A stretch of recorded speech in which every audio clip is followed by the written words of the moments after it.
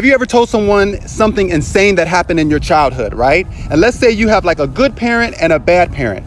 And then after listening to your story, that person wakes you up to something that the good parent did that was totally toxic. So that's what happened right here with this comment. So she said, even if my mother, even if your mother thought it was you, meaning my stepdad made my mom think that I essayed my sister.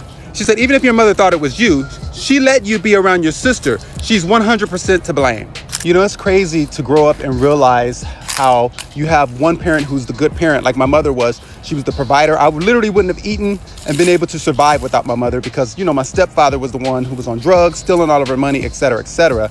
But when you realize that the good parent was the one who was on the journey to toxic parenting, because it's so easy to focus on, you know, the toxic parent. Like my stepdad, he was so overtly narcissistic. He beat the crap out of us, stole her money. You know, he would run out of the door with her check laughing while we wouldn't see him for 3 days. And he'd come back and her entire paycheck was spent up and we'd be sitting there eating pinto beans because she didn't know how she was going to feed us.